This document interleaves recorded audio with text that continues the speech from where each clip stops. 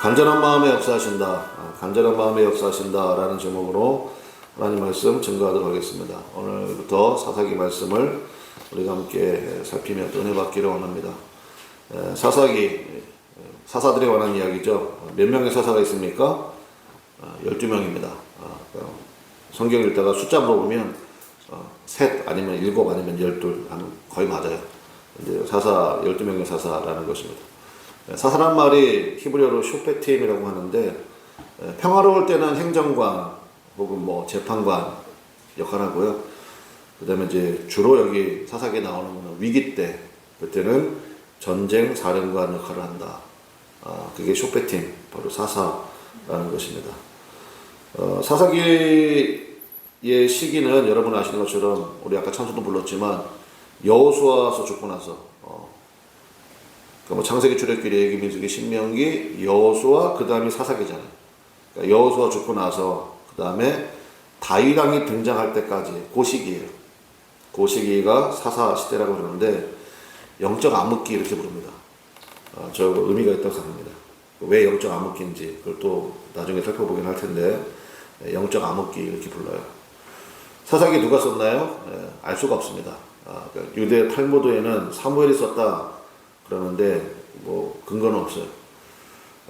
근데 언제 썼다는 것은 대략 알 수 있는 게 우리 21절 한번 봅시다. 21절에 보니까 베냐민 자손은 예루살렘에 거주하는 여부수 족속을 쫓아내지 못하였으므로 이런 말씀이 있죠.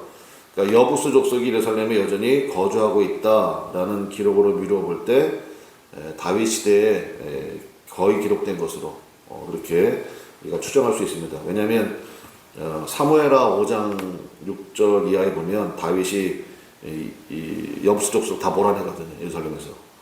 그러니까 이제 사사기에 기록될 때는 여부수 족속을 쫓아내지 못했는데 다윗 시대 예루살렘을 완전히 차지하거든요. 그러니까 아마 다윗 시대가 시작되는 그때 아마 사사기에 기록이 됐을 거다. 이렇게 보는 게 합당하다고 생각합니다. 서론은 그 정도 하면 될 것 같고요. 오늘 말씀을 통해서 한 세 가지 정도 살펴보도록 하겠습니다. 저는 성경을 이렇게 통으로 읽는 게 좋은 것 같아요. 그러니까 요한계시록 할 때처럼 이렇게 좀 구절 나눠서 하는 것도 의미가 있지만, 이렇게 통으로 한 장씩 이렇게 쫙쫙 해 나가는 것도 저는 의미가 좀 있다 이렇게 봅니다. 그래서 우리가 오늘 사사기 1장을 같이 읽고 좀 길지만 다 같이 읽었는데 여기에 반복되는 이야기가 좀 있지 않습니까? 그래서 이왕 여러분이 사사기 새벽기도 내가 참여하기 원한다 그러면 내일은 몇 장 하겠어요? 사사기 2장을 하겠죠. 그 다음 날은 3장을 할 거고 그러면 여러분도 한번 2장 내일은 어떤 말씀이 선포될까? 한번 오늘 저녁에 가서 한번 2장 한번 읽어보시면 되죠. 읽어보시고 그 다음에 여러분이 이런 말씀이 참 은혜가 됐는데 그러면 내일 또 선포되는 말씀을 통해서 또 그 확대가 될 수도 있고 더 깊어질 수도 있고 그래서 저는 정말 기도합니다. 하나님 새벽 예배에 참석하는 사람들에게 좀 복을 주시라고. 그래야지 여러분들이 새벽 기도에 은혜가 있고 새벽 기도를 통해서 이런 문제들이 응답받았고 그래야지 다른 분들도 자극받아가지고 나도 좀 해볼까 이런 생각이 들 거 아니에요. 그래서 여러분들이 잘 해주십시오. 네, 부탁드리겠습니다. 자, 그래서 우리 말씀 봅시다. 1절 보니까 시작을 이렇게 하고 있네요. 1절에 시작을 어떻게 하고 있습니까? 여호수아가 죽은 후에. 여호수아가 죽은 후에.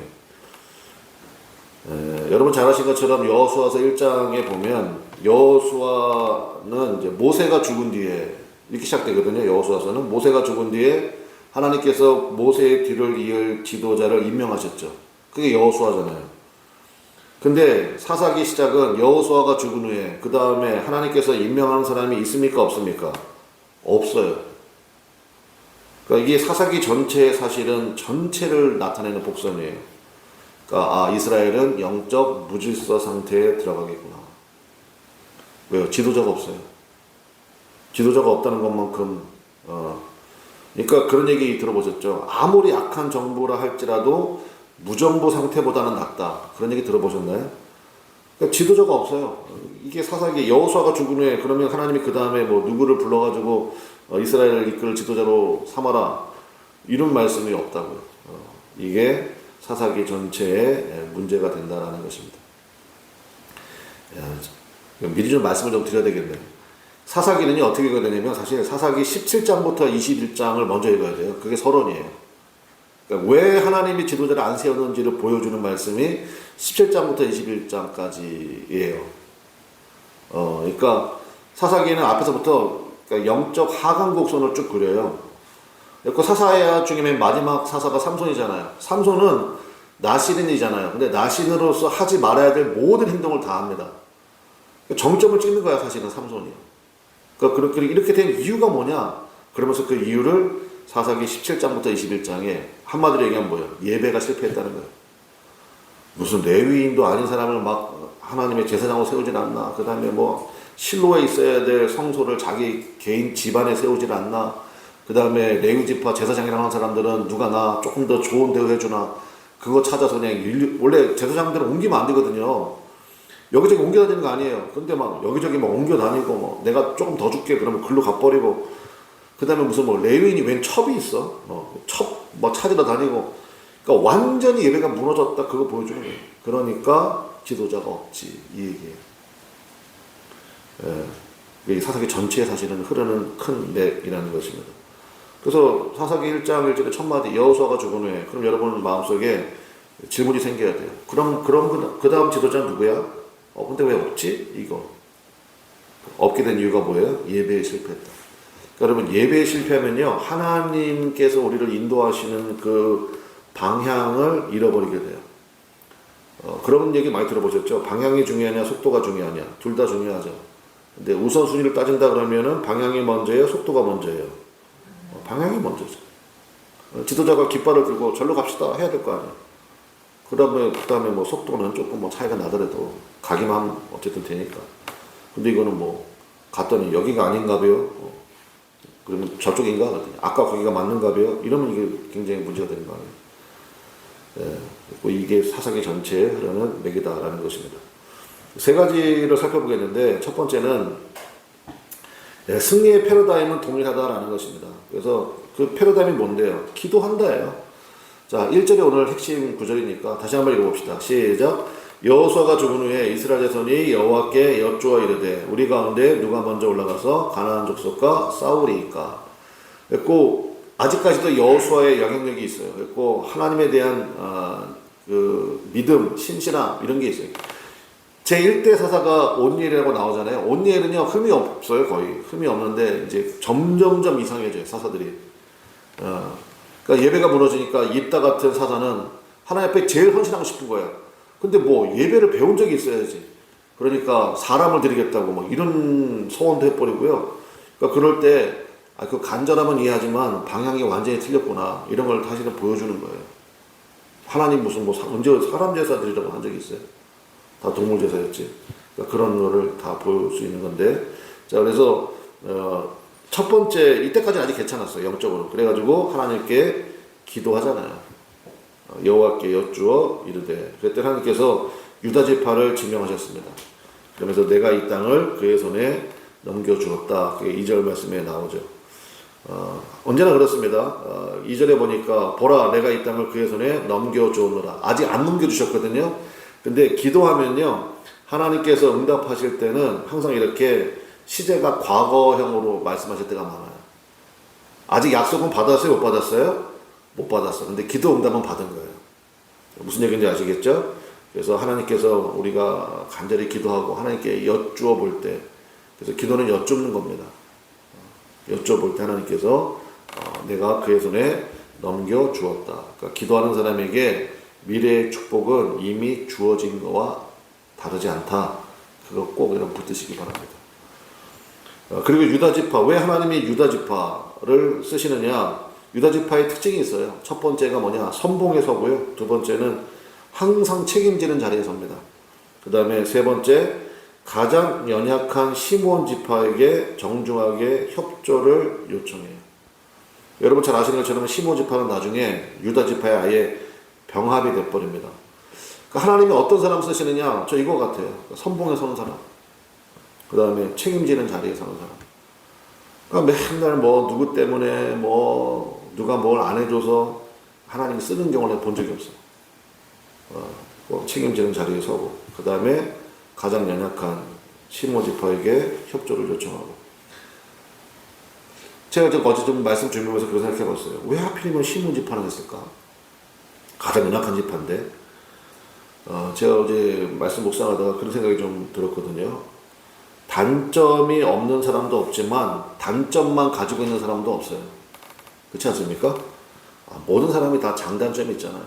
그런데 단점만 가지고 있는 사람이 없거든요. 이게 무슨 얘기입니까? 가장 연약한 지파를 할지라도 시몬 지파의 좋은 점을 봤던 것 같아요. 유다 지파는. 그러니까 그런 모습들이 저는 어제 좀 많이 묵상이 되더라고요. 그리고 여러분 어떻습니까? 저 사람 그러면 좋은 점이 떠오릅니까? 저 사람은 다 좋은데 이게 문제야. 그게 떠오릅니까? 우리가 좋은 점들에 주목하자고요. 그걸 좋은 점을 보고 그걸 연결해 나가는 거죠. 그럴 때 주님께서 유다 지파를 선봉에 세워라 말씀하시는 것처럼 하나님께서 이거 누구한테 맡기지? 그럴 때 여러분의 조남이 하나님의 입에서 제일 먼저 나오시기를 주님의 이름으로 축원합니다. 그 은혜가 있어야 되겠죠. 그게 승리의 패러다임이라는 거예요. 첫째, 기도한다. 두 번째는 간절해야 된다는 거예요. 그러면서 샘플로 한 명이 나오죠. 그게 누굽니까? 갈렙이에요. 갈렙의 간절함을 배우라라는 것입니다. 그래서 유다 지파가 이제 새 성읍을 차지하는 얘기가 쭉 나오는 거예요. 첫 번째 예루살렘 차지하고요. 두 번째 헤브론 차지하고요. 그다음에 세 번째가 드빌. 드빌의 또 다른 이름이 기럇 세벨이라고 나오잖아요. 그 세 도시를 차지하는 그런 이야기가 나오는데, 근데 여러분 아시는 것처럼 헤브론은 갈렙이 처음부터 이 산지를 내게 주셔서 아시죠? 그렇잖아요. 그 갈렙이 85세에 정말 헤브론도 철옹성이었거든요. 산지에 있는 성이니까 요새화되어 있고 이랬을 거 아니에요. 그런데 그 헤브론을 차지했습니다. 85세. 여기 85세 안 되신 분들이 대부분이신데 그 갈렙의 믿음 달라고 기도하십시오. 헤브론을 차지했는데 갈렙의 마음은 간절함이 있는 거예요. 하나님께서 이렇게 주셨다고 그랬잖아요. 그러니까 그걸 완전히 믿어버렸어요. 그래서 하나님이 주신 땅을 차지하는 것이 당연하다. 그렇죠. 차지해야 된다. 악한 자들이 선두에서면 안 된다. 왜 악한 자들이 이래라 저래라 주도권을 쥐고 있냐? 그러면 안 되지. 하나님의 말씀이 주도권을 잡아야지. 그런 안타까움, 간절함 이런 게 있었다고요. 그래서 갈렙이 어떻게 합니까? 드빌을 차지하는 자를 자신의 사위로 삼겠다. 그런 선언을 하죠. 그게 12절이에요. 12절 봅시다. 12절. 갈렙이 말하기를 기럇 세벨을 쳐서 그것을 점령하는 자에게는 내 딸 악사를 아내로 주리라 하였더니. 제가 보기엔 갈렙이 할 수도 있었을 것 같아요. 근데 키우는 거죠. 인재들을. 그래서 동기도 제공하고.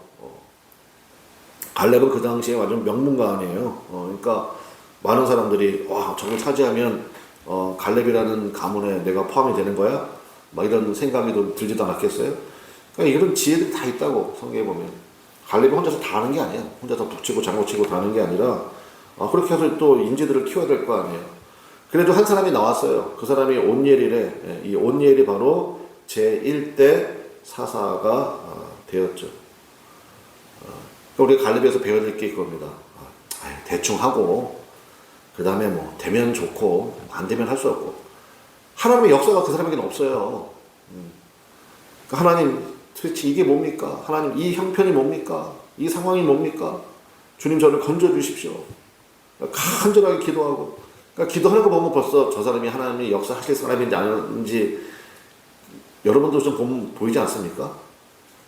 저는 요즘에 설교하다가 그런 거 많이 봐요. 좀 보여요, 그게. 막 어떤 사람들은 막 앞으로 튀어나올 것 같아. 튀어나오진 않아야겠지만, 제가 말씀을 이렇게 증거하다가 이렇게 사람들 보잖아요. 보면, 어떤 분은 막 몸이 앞으로 막 쏠려 있어요. 제가 보니까 막 은혜를 엄청 받는 거야. 볼 것도 없죠. 이제 하나님은 그 사람 통해서 역사하시겠지. 그러니까 말씀이 임하면, 하나님의 말씀을 왜 임하게 하시겠습니까? 역사하시겠다는 거 아니에요? 여기 계속 나오는 게 그거잖아요.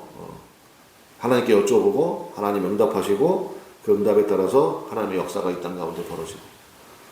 그러니까 간절함이에요. 간절함. 하나님 앞에 간절한 마음으로 기도하고 엎드리고 할 때, 그래서 여러분 제발 되면 좋고 아니면 말고식, 그거 우리의 영적인 습관에서 그거 없어야 될 것 같아요. 하나님 간절함으로 주 앞에 엎드리고 주님 은혜를 부어달라고.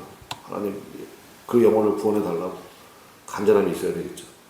마지막 세 번째, 이제 이 갈렙과 대비되는 장면이 하나 나오는데, 우리 함께 읽어봤잖아요. 27절부터 여러분 좀 읽으면서 좀 마음에 좀 걸리는 거 없었어요?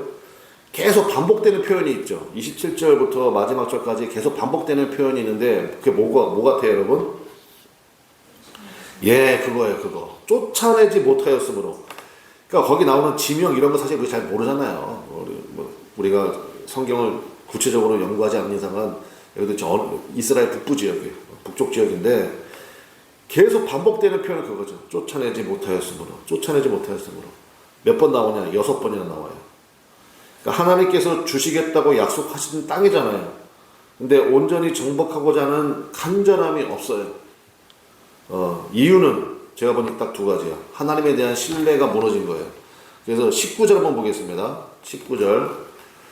자, 표면적인 이유는 이거예요. 19절. 같이 읽어보겠습니다. 시작. 여호와께서 유다와 함께 계셨으므로 그가 산지 주민들을 쫓아내었으나 골짜기의 주민들은 철병거가 있으므로 그들을 쫓아내지 못하였으며.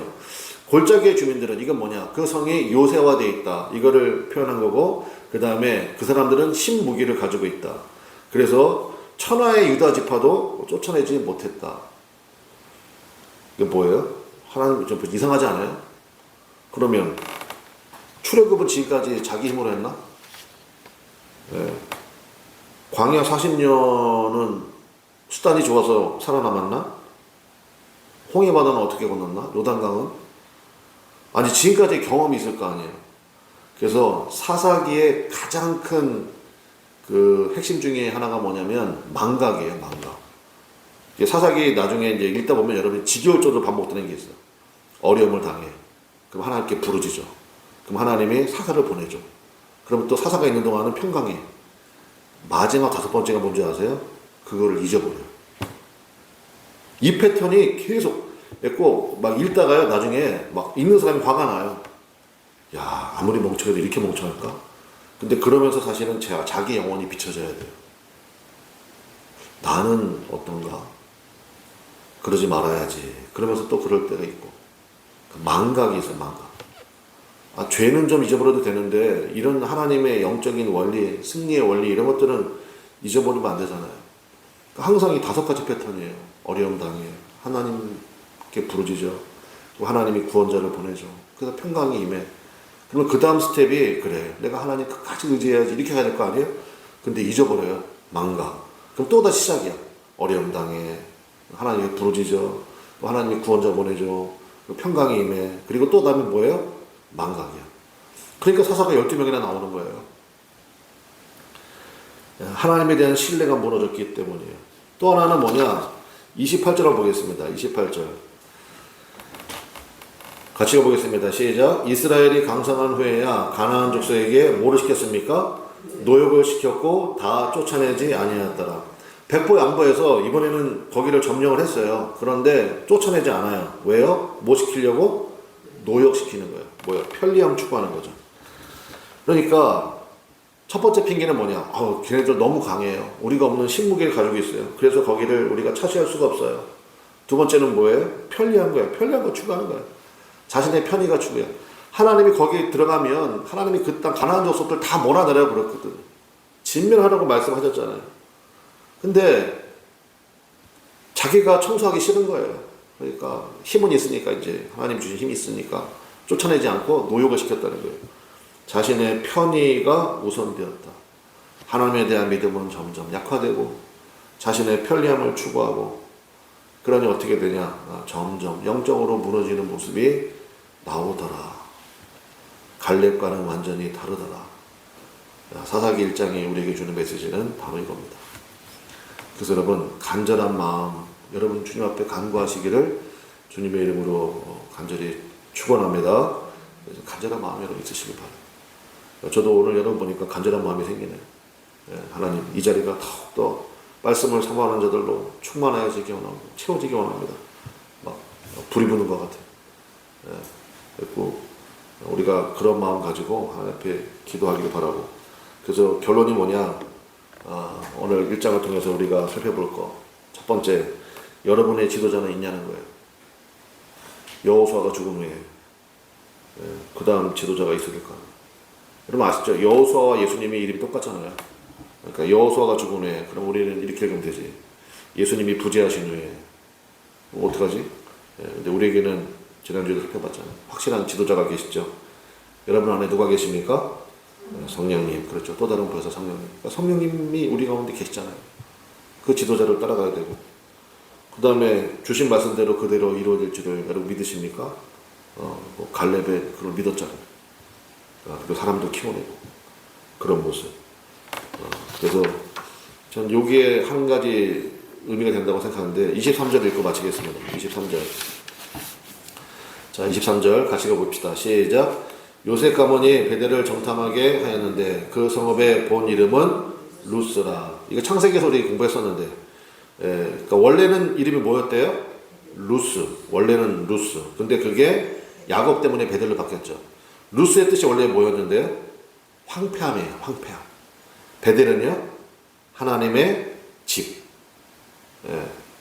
꼭 루스가 베델로 바뀌었어.